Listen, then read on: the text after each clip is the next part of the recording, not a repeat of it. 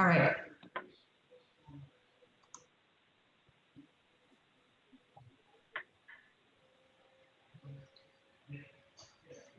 Good morning, everybody. Good morning. It's a very exciting event we're hosting with Under Armour and FEI, and it's sponsored with Boys and Girls Club of Metropolitan Baltimore. I'm going to introduce you to the best moderator and presenter, Mack. Would you like to say hi? Hi, I'm Mack Makode. I'm going to let you run with it from here, and Okay. This is going to be a great event. Thank you, everyone, for attending. Yep. Thanks, John. I'm Mack Makode. I'm the treasurer of Under Armour. I will be your host today. Before we move forward, I would like to say special thanks to Denise and Christina Barrett because they helped us schedule this this webcast. And before we move ahead with our conversation, more important thing, how do we get the CPE credits for this? So Denise, could you please let us know how do we get CPE credits? Yes, this event has qualified for 1.5 CPE credits. The only caveat is that you will need to answer the periodic polling questions that I'm going to be launching. If you respond to all the questions, you'll get your certificate in about 2 weeks. All right, thank you, Dennis. So Thank you. maybe we can start with launching the first question. Yeah, let's do a test.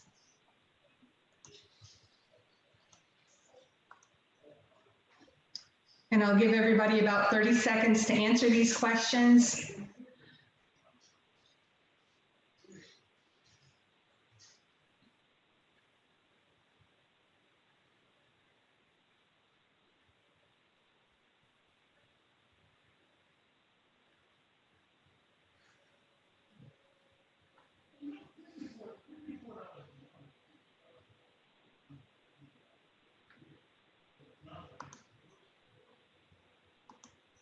Share the results, and then if the box doesn't close, just click it closed and move forward. All right. Thank you. Dennis. So Dennis, why don't we start with the first main question? Okay.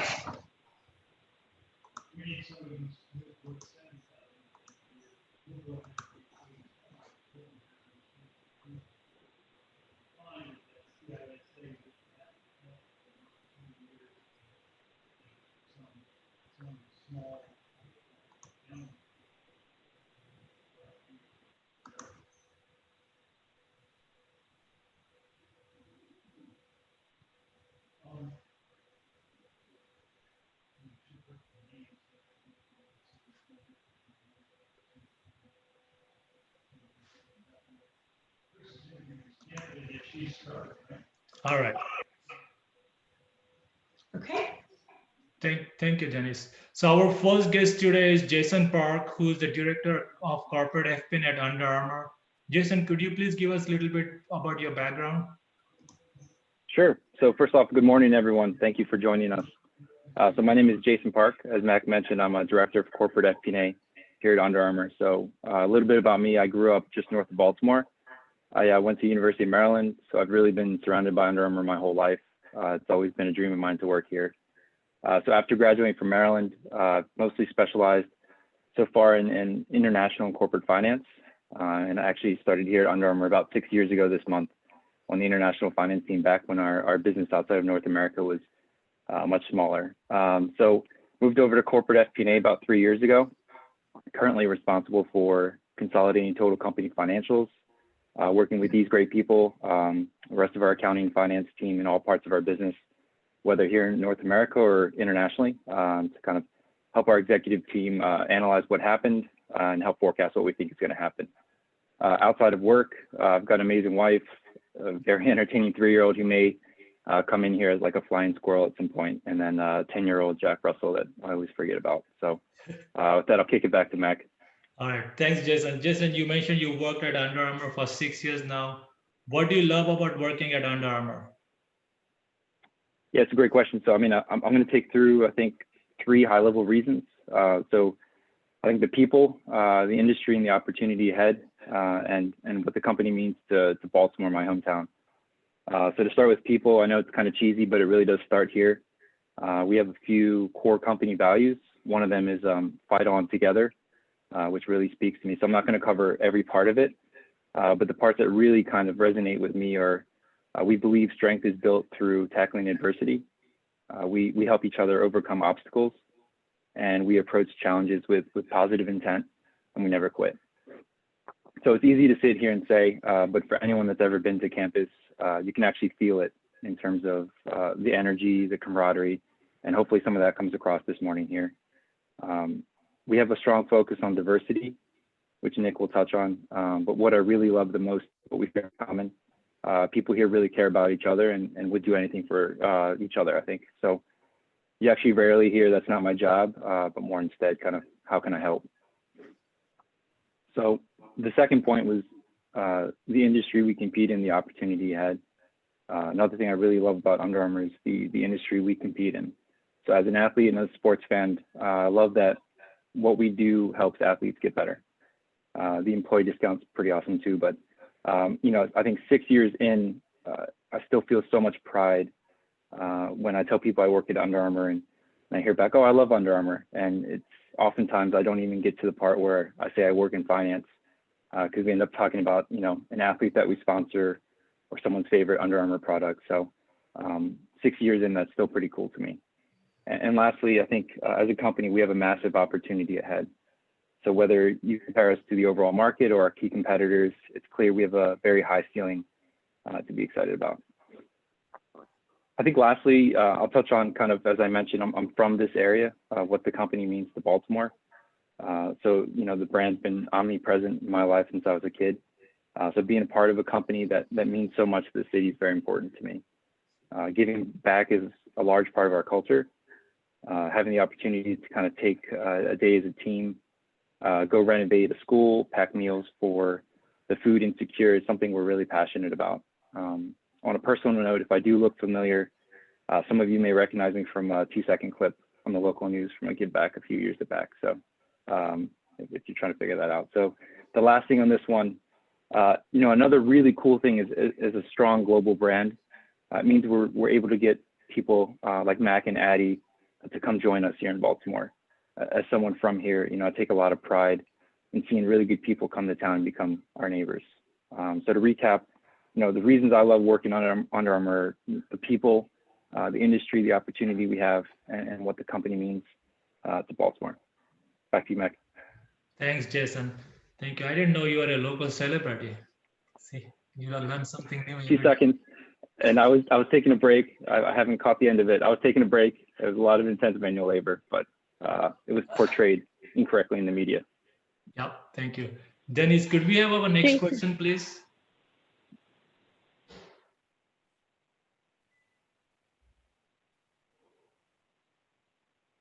Very philosophical question here.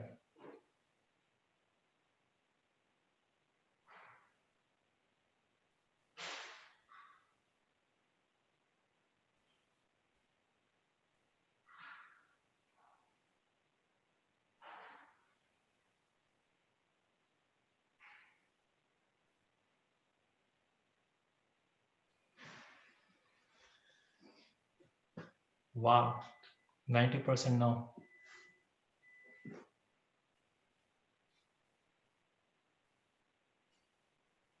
Obviously, work culture is very important, and we're going to learn a lot about Under Armour's work culture today. Our next guest is Adi Maheshwari. He is the Senior Vice President and Chief Accounting Officer at Under Armour. Adi, you have been to many different places before you joined Under Armour. Could you please give us a little bit about your background? Adi, you are on mute. Adi, we cannot hear you. You are on mute.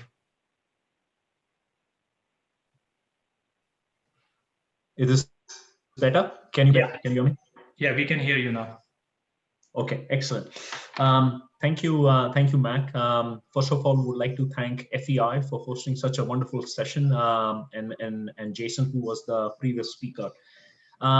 Before I get going and introduce myself, I would like to say maybe two things. First of all, we are all going through some unprecedented times. The COVID-19 has really hit some of us really hard. So from all of us here at Under Armour, we just want to appreciate you all staying tough, strong, and getting through these tough times with your family, and our heart and prayers go out to those who may have personally suffered through this pandemic. So wanted to start off with that. Second, everything and anything that I say are my personal views.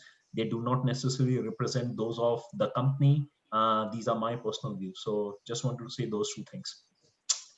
Mac and others, a little background about me. I grew up in India, did my CA over there. Those who don't know, CA or the chartered accountancy in India is it's a one-way street. It's easy to get in, but very difficult to pass out. The pass rate is about only 2%. So just decided to take the tough way into professional life. But I've spent about 16 years with KPMG, worked in 3 different continents: India, UK, and then in Canada.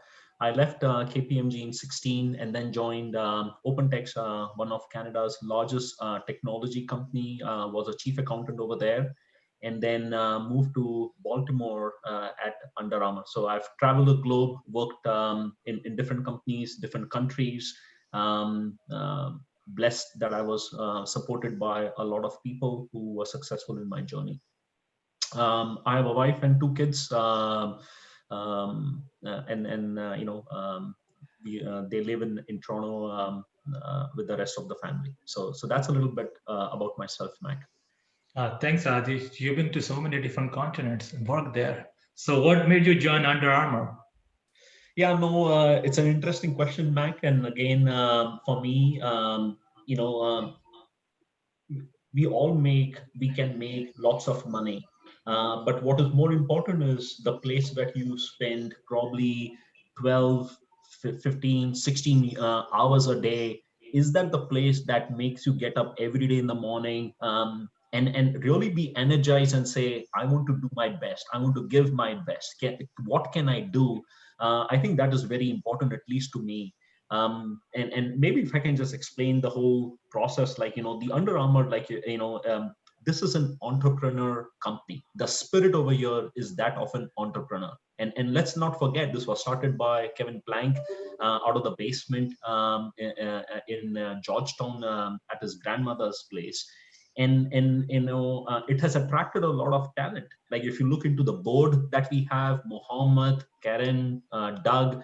If you look into the executive team, Chinevia, she spent 18 years with Harley Davidson, like really rock solid board and management team. Who wouldn't want to be part of this team and learn from them? If I tell my kids, like if I can interact with the board at least 4 times a year, I would have learned 4 new things at least. I can guarantee that. And that's all I want to be is just continue to learn and improve.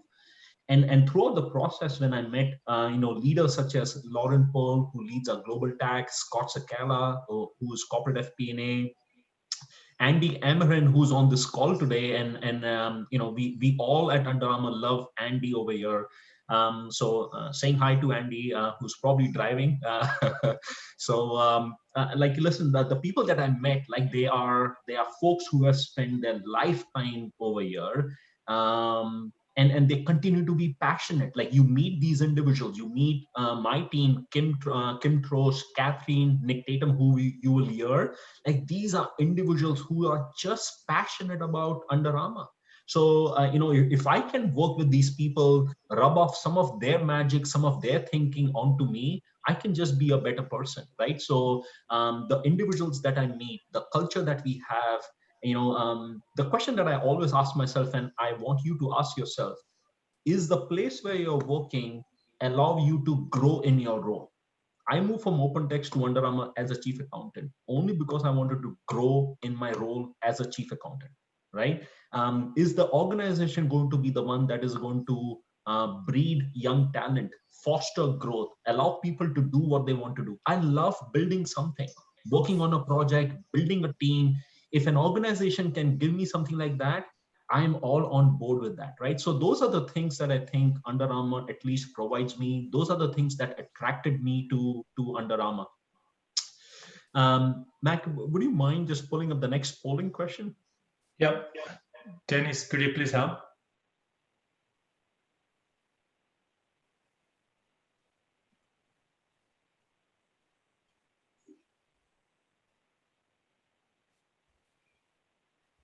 So while people are responding to that, Mac, just want to build on the fact that, for me, it's very important is can that organization continue to give me the opportunities to grow in my role? And also, will my ideas and will I as an individual be respected? And that's what I have seen. I'm coming up on my first anniversary year at Under Armour, and the desire to work harder, the desire to work with some of the smartest people continues to grow on me. So that's why Under Armour is I joined Under Armour, and that's what I would like to do. And frankly, I was blown away by the talent, like you Nik Tatum you'll hear today, Jason Park, who you have heard, and Mac yourself as well, in that who leads our global treasury team. You bring all of you all bring a lot of experience to the table. You have worked at GE. Aaron Kohinger, who leads our North America FP&A, he spent time at Unilever. So if I can interact with these individuals, I will just consider myself a better person for tomorrow. Oh, thanks, Adi. You are also bringing a lot of experience and good positive attitude to Under Armour, so we really appreciate that. So Denise, can we have our next polling question, please?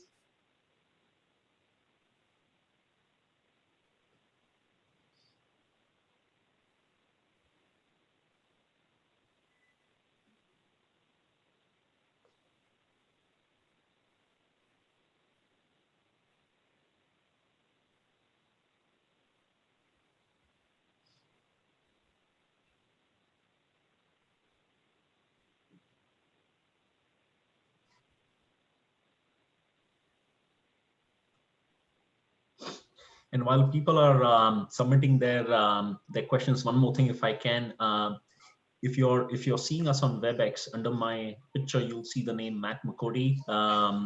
I use Max, dial in to jump onto this call. So he's the smarter, the good-looking Mac. I'm just using his name. No. I take that to my advantage as well. People pay a lot of respect to Adi compared to me, so I like that. So our next guest is Ashley. Ashley is the Director of Global Tax at Under Armour. Ashley, could you tell us a little bit about your background? Hi, everyone. Thank you so much for joining our call today. It's so great to see the presence on the line. Thank you to Denise and Christina for helping us organize this, and to all the panelists. We really appreciate it.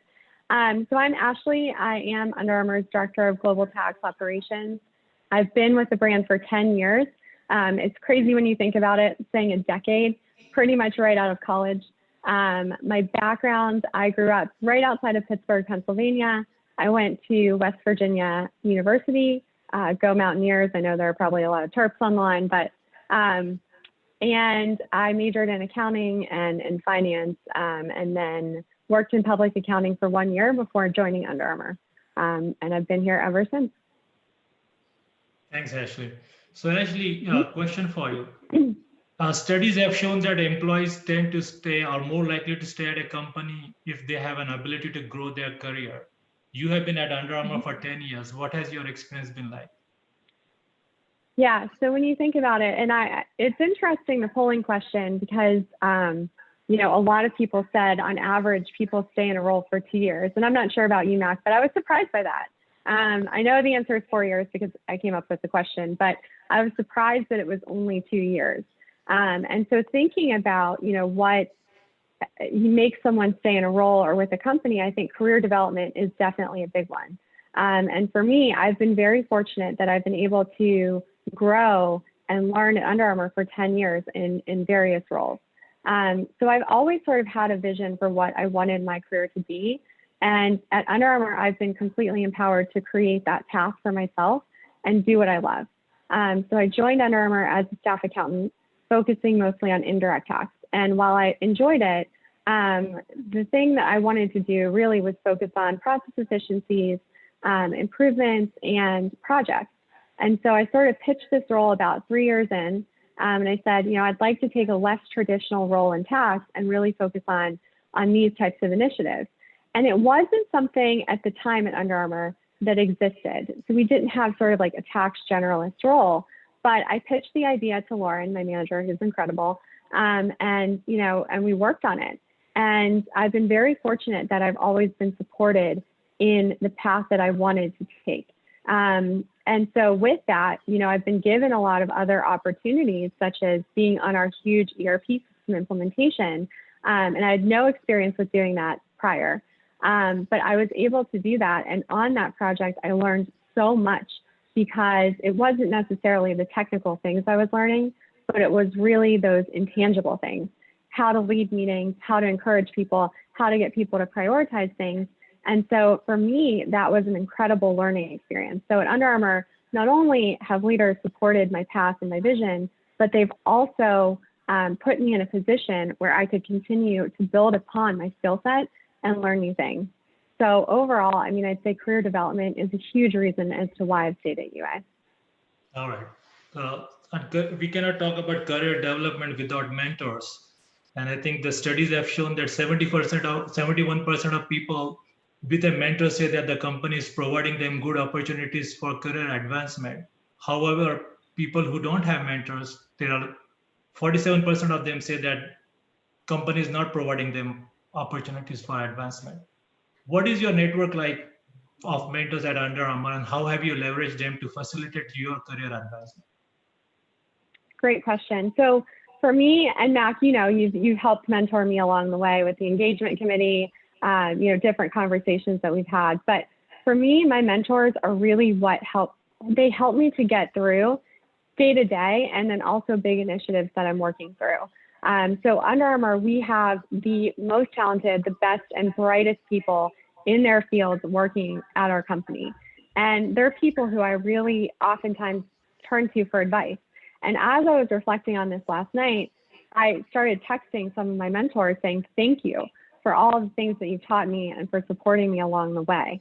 I like to kind of think of mentors as, you might have mentors that you meet with once a week, once a month, or on an as needed basis. But then you also have mentors that, you can talk to as just part of a conversation, who after a meeting might catch up with you and say, hey, I heard that you're working on this, how can I help? Or things like that. So mentors don't have to be someone that you speak with every day, but they can be people who you can leverage during different times in your career. And so one example I love to give for this is, I think mentors, obviously you can have some assigned to you through different programs, you can have some in your department, but then at Under Armour, because we have such talented people, there's so many people that you can learn from. And one example that I have is, in 2013, I kind of started running projects in tax, and I could not build a project plan to save my life. I didn't even know how to use Microsoft Project. I tried to build it in Excel. It was terrible. So I reached out to someone who did this constantly, and she was phenomenal and traveling the world, leading big projects. And I reached out to her and I said, can you just help me? I really don't know how to do this. And she sat down with me, probably exhausted from all of her travels, sat down with me, taught me how to use Microsoft Project, and really helped me learn how to run projects. And that was in 2013. I can't tell you how many times I've run projects or initiatives where I've leveraged those skills. So mentorship has been a big part of my success story, and something that, I hope that I can continue to give back to, to others at the company. Thanks, Ashley. I think talking about relationship, people say that employees' job satisfaction is dependent on their relationship with top management. How has your relationship with top management at Under Armour, and how's that? What are your opinions about that? Yeah, so I've been very fortunate to work for Lauren, who Adi mentioned earlier, for about most of my career at Under Armour. There have been some projects where I haven't reported directly to her, but for the most part, I've worked for her directly. And I've been so fortunate to kick off my career working for her, and to work for someone who always challenges me to be the best version of myself. She's someone who I've looked up to and wanted to emulate. And I couldn't have asked for someone better to start my career working for. It's someone that I've definitely trusted over the years to empower me and to listen to my ideas and support my growth and development. But also, she's someone who will provide me with direct feedback when needed. And there is one example, I don't know if she's out in, and I'm going to just say it anyway. There was one example where I was running meetings, and there were a lot of people who were much more senior than I was in these meetings, but I was in charge of running them. And I got lost in the shuffle of the meeting, and everyone else was sort of running my meeting for me. And she came to me and she said, Ashley, like, this is your meeting. You really need to lead it and own it and use your voice. And that was something that I kind of felt, but having her say, look, you are empowered to do this, please do it. And that's something where, for me, it's been incredible, because ever since she mentioned it to me, I've definitely had my voice and been empowered to run meetings, maybe and a lot of times I'm definitely not the most senior person in the meeting that I'm in. So for me, it's been phenomenal. So I've definitely been very fortunate in that regard.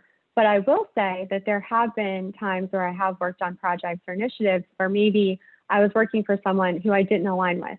And that's really where you want to leverage that network that you build of support. And that's something that I've done in those times where, maybe I wasn't aligned with my manager. Thanks, Ashley. Denise, I think it's time for the next polling question.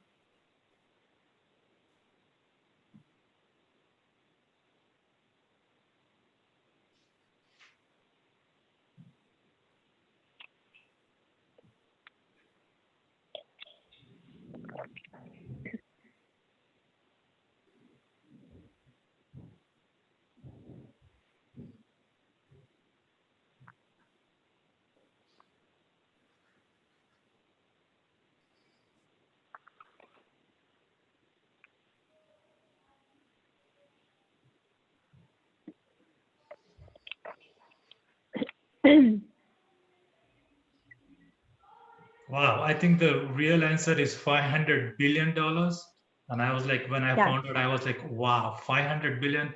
So actually, what does Under Armour do to encourage engagement of its employees? Yeah, so Mack, you know a lot about what we do relative to engagement, but I do want to touch on one of the main ways that we engage, and that's through philanthropy. So every year, every teammate at Under Armour gets 40 hours, so a whole week of give back time. And you can use that time volunteering at any organization that you choose, or you can leverage that time to run your own initiative or volunteer with your team. So it's a great way to bond with your team outside of the office, get to know the team in a different way, but also have a great impact on the community. And our team has done this a lot of times where we'll pick an initiative. I think we did the Baltimore Toll Bank a couple of years ago. And it was great because they section you off with people on your team who maybe you don't necessarily work with often. And so it's a great way to give back and bond with your team. And, we really benefit from that. And I can't, talk about philanthropy and community outreach without mentioning our mask initiative. So you all remember the very beginning of COVID when healthcare workers didn't have the PPE that they needed. So, you were hearing stories about healthcare workers who were reusing their PPE, people were getting sick. And Under Armour, we didn't just say, oh my gosh, we can't believe this is happening. We said, what can we do? So we turned our innovation center into a facility where we could build masks for healthcare workers. And our original goal, I think, was 500,000, and we actually produced 1 million masks. So it wasn't a situation where we had professionals come in and build a mask, but we actually had teammates come into the facility, if they wanted to, come in and build those masks for those healthcare workers. And it's an incredible opportunity, but also, it really drives engagement. Thinking about it, what they did likely saved a lot of lives. So these are just two good examples of how we engage our teammates through philanthropy. Thanks, Ashley. Denise, can we have our next polling question, please?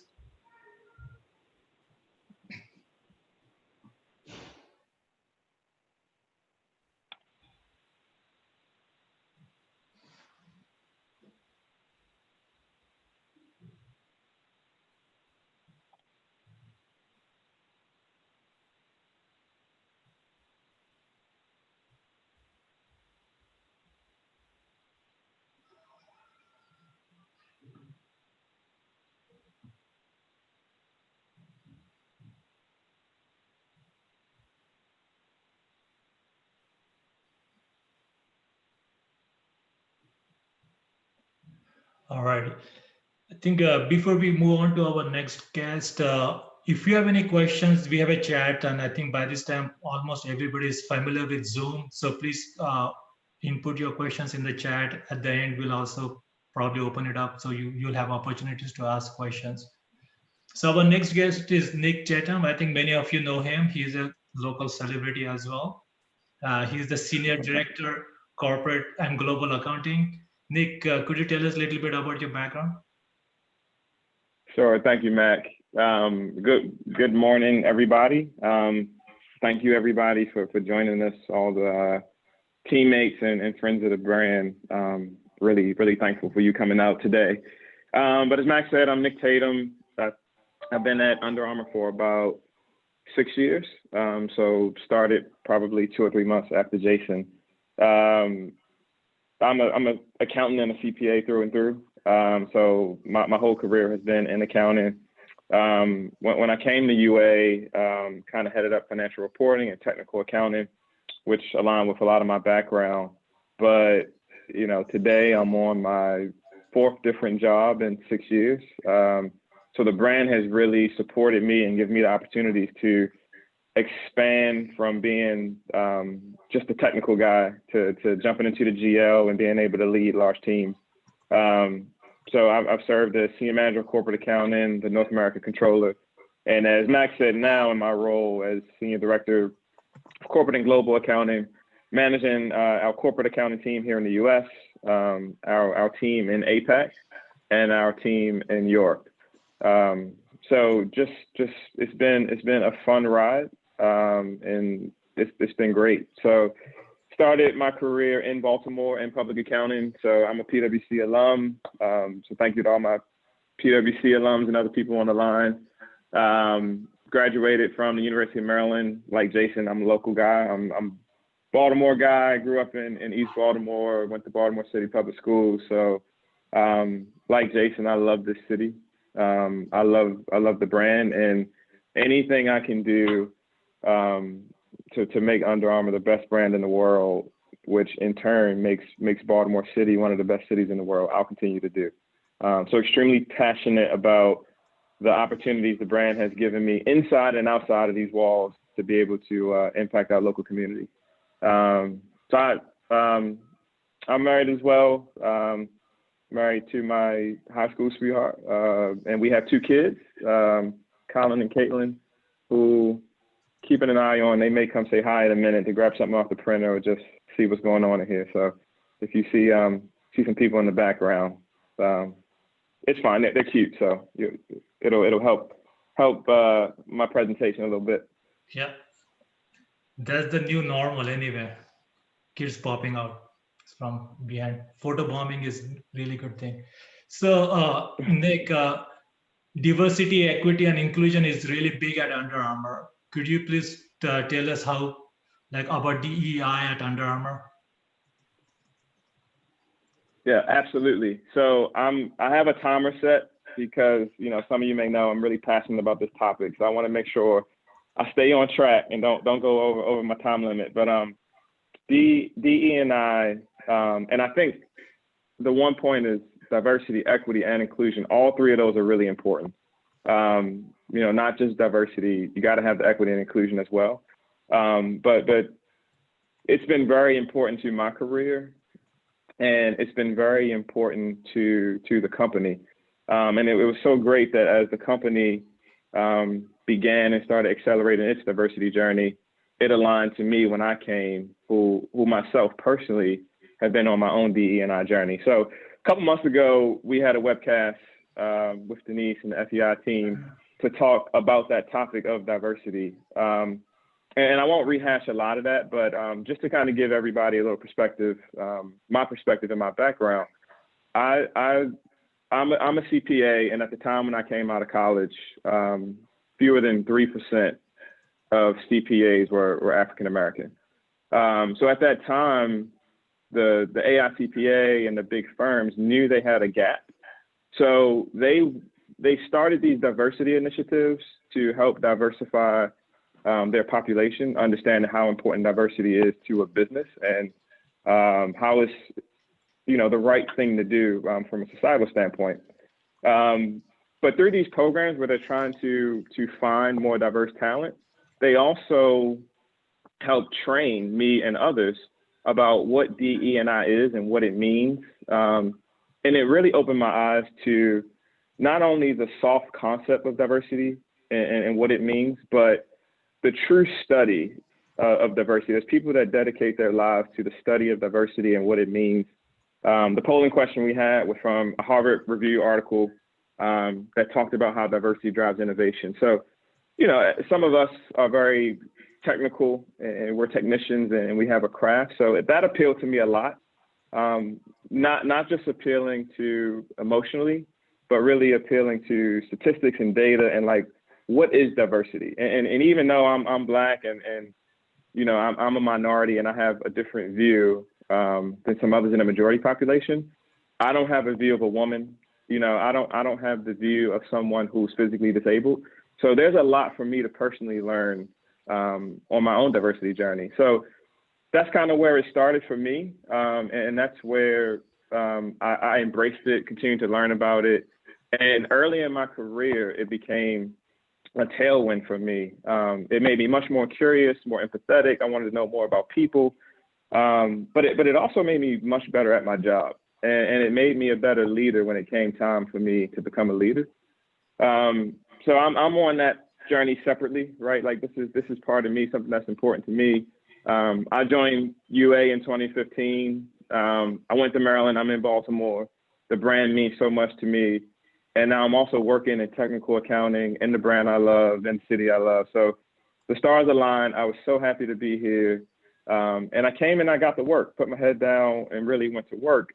But at the same time, in the background, the importance of DE&I was very relevant at the company. So we had a couple different initiatives at the time.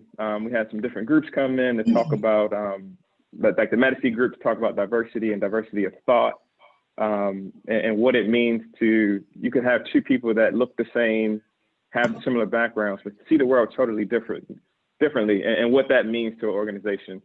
And then I think a real tipping point for us was the start of, at the time, what was called culture clubs. So we had these culture clubs that in the beginning felt a little bit like social clubs, but it was an opportunity for some of the groups from different demographics to come together. Some of the first groups were with veterans and women and African Americans. Like-minded experiences, talking about what it's like to be in these groups in the brand. And honestly, originally, right, I was a little cynical. I was like, these are like college clubs. We'll have them for a year and a half, and then they'll go away.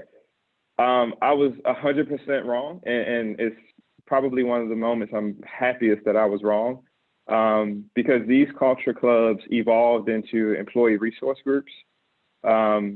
And at UA, we love our sports terminology, so we call them teammate resource groups, or TRGs. So these TRGs have really, in my mind, been able to change the course of the company and how employees engage. And it also has made the brand, much more thoughtful and help position us in a much better way. So we have 9 TRGs. They cover a range of different groups, including women, working parents, and then, our newest TRG called Abilities, that focused on people that have disabilities that are seen and unseen. Because you can't always tell the disability someone may have. Personally, I serve as one of the leaders of our UA BEAT team.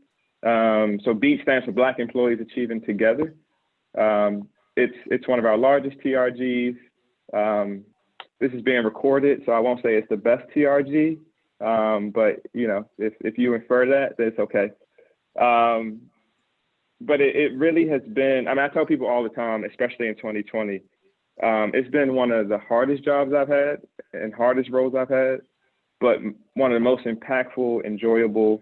If you just talk about soft skills like confidence and teamwork, but also just being around other leaders of these TRGs, and they inspire you. Like the passion and the work It's an additional role. It's a side role. It's a night job, but it's treated just as important as the hat I wear on the accounting team.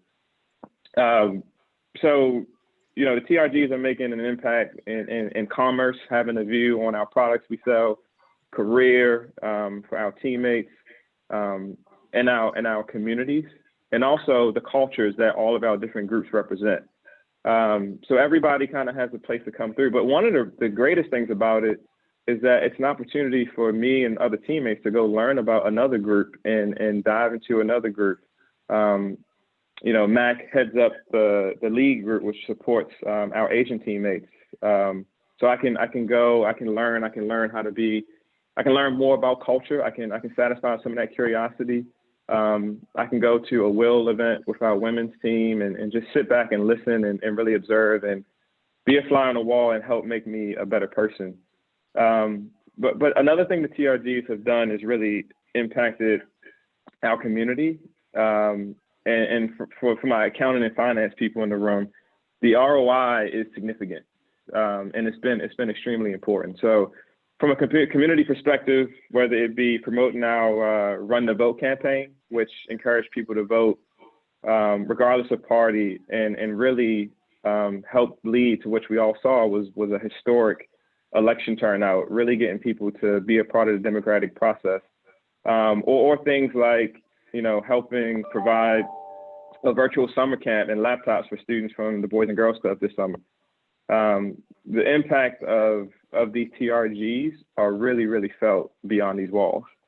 So I think the TRGs, the development of our DE&I team, which has pretty much doubled in size in 2020, they've really, and then also the senior leadership. So Patrick, our CEO, and Chenavia, our Chief Human Resource Officer and people leader, you know, they've really helped us accelerate this diversity journey.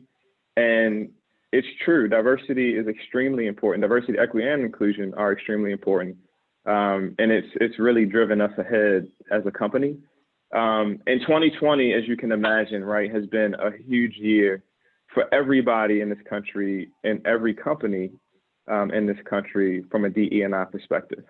So just watching the racial unrest unfold day to day during the pandemic, for me personally, and I think a lot of teammates will agree, I've really appreciated how the company's responded.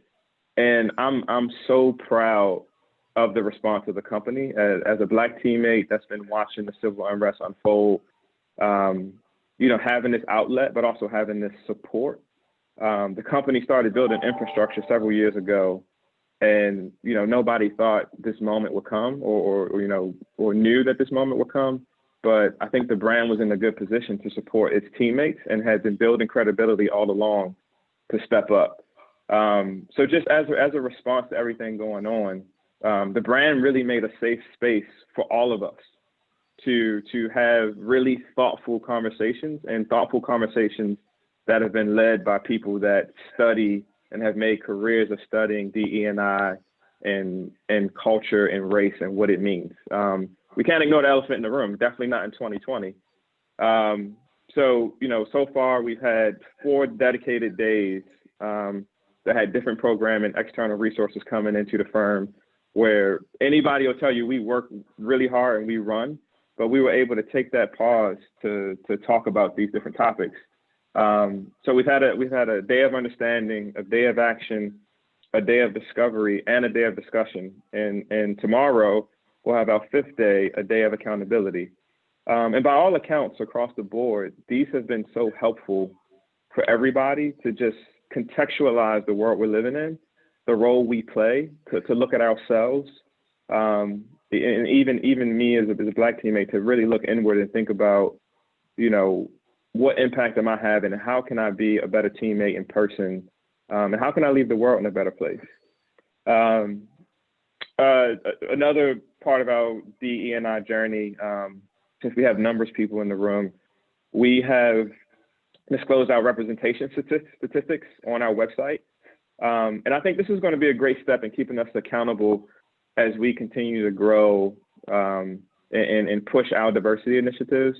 We have internal metrics, but putting these things outside means the world's watching and everybody can see our commitment. And also, I think it's really well done, and the graphs look good and are aesthetically pleasing.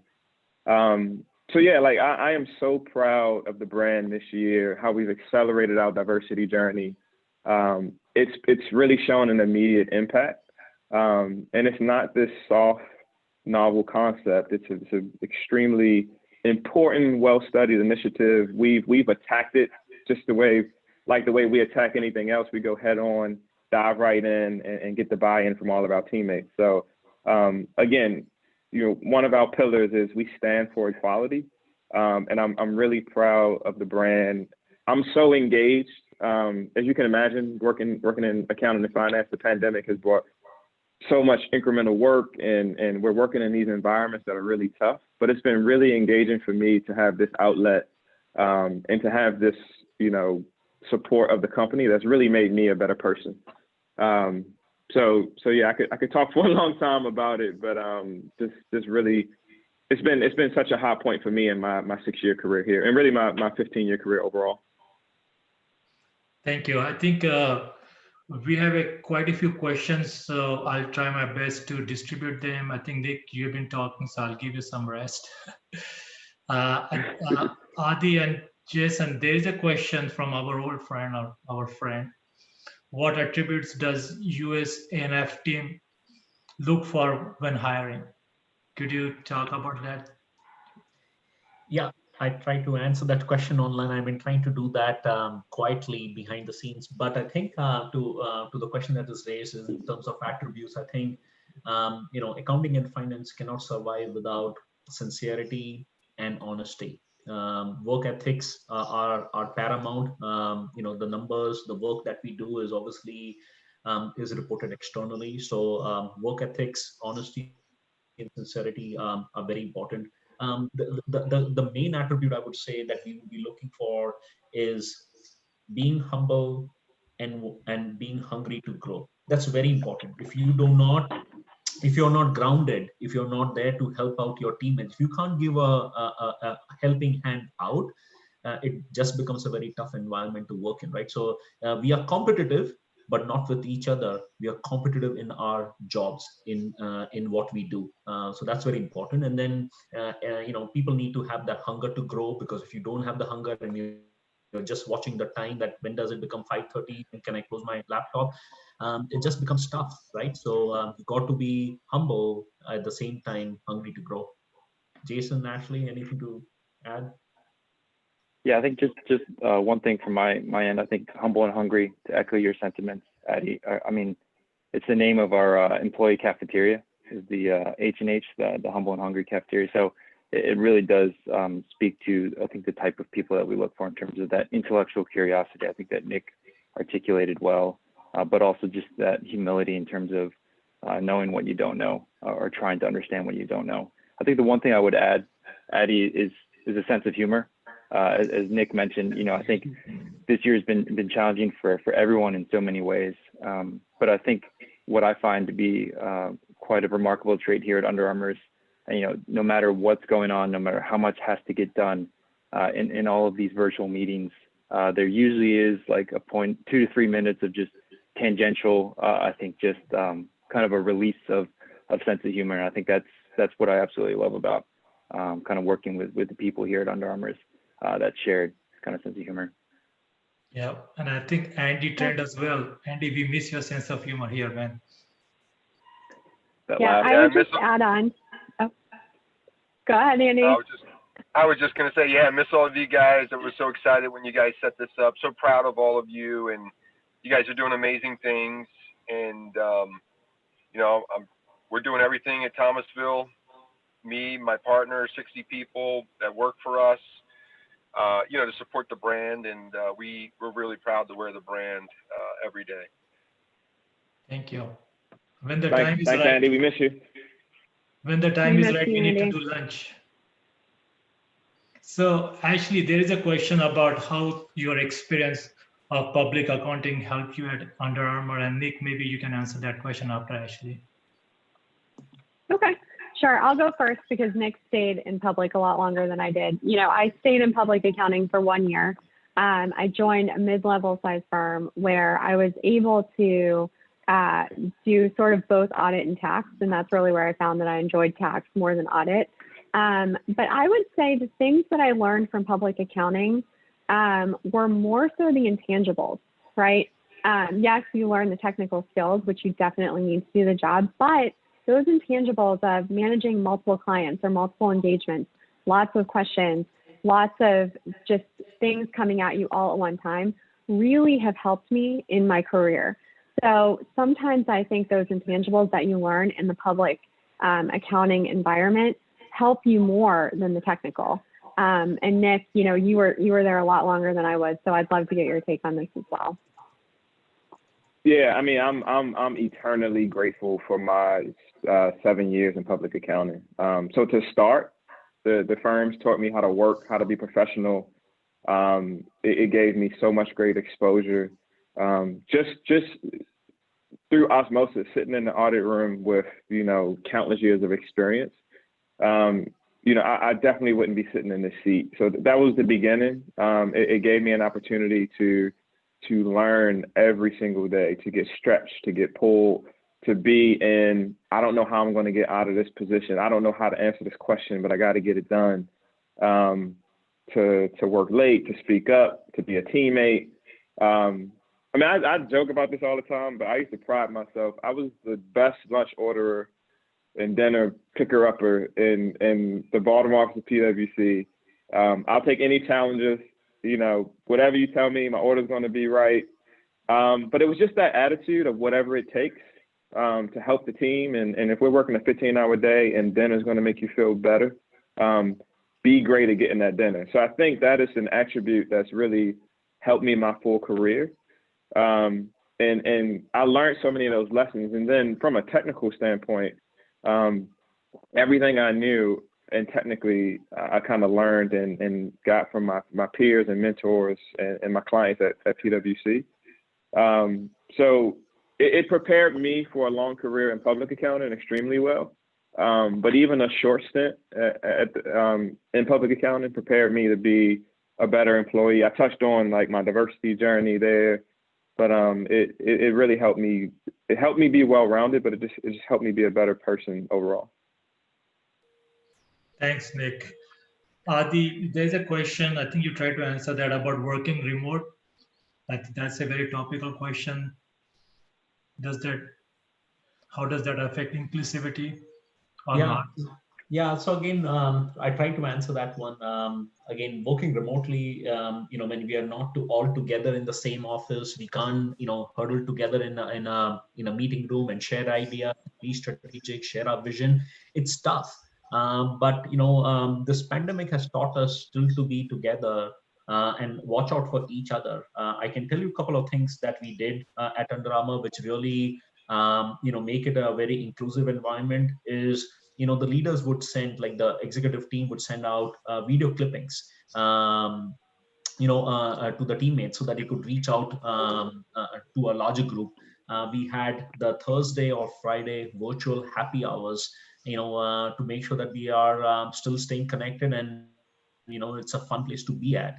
We also, when there was unrest and uncertainty because of George Floyd incident, obviously, we came together, the leadership came together and we talked about what we all stand for or what are the things that we will not tolerate. So those things continue to make the workplace more of an inclusive environment, although we were all sitting in our remote places.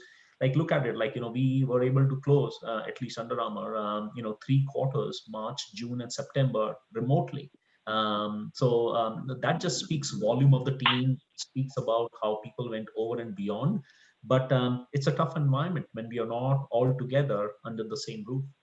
So we all have to go that extra mile. Yep. Anybody else wants to add?